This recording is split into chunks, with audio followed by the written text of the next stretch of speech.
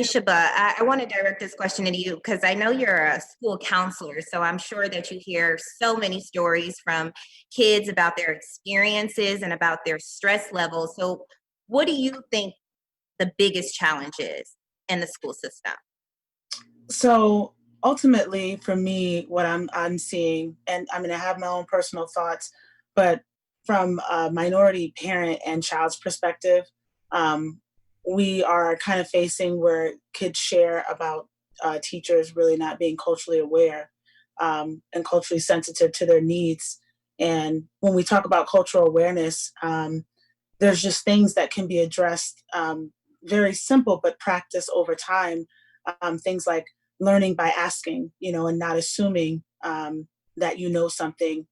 You don't want to judge, the student or their experiences or what they're going through at home. Um, Paying attention to nonverbal, behaviors when they're in the classroom. A kid could come to school one week and be super happy, and then the next day they're not as happy. And a simple "How are you?" could open up the dialogue for such a bigger conversation. And really just looking beyond the skin color, looking beyond the race, looking beyond how someone dressed, and really looking beyond just to get to know that student, sharing stories with them, so that you can open up those lines of communication, but really just being culturally sensitive and culturally aware. And I'm curious, Tammy, with the communities in schools, when you hear that, what are some of your thoughts? Well, I mean, I agree with Alicia. I mean, we're in these schools every day, and we work with a student population that's about 80% students of color, and about 80% of our students qualify for free and reduced lunch. And there are inequities.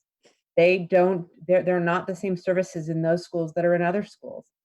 There's many things that when we place a full-time site coordinator in our schools, we're trying to level out that playing field. And if we can't do that, if we can't help students like Jasmine in school every single day and help her reach her goals, then she'll always be behind. And that's the struggle. So at communities and schools, our goal is to make sure that we are connecting with students across the board, and really make sure that they're getting the support that they need.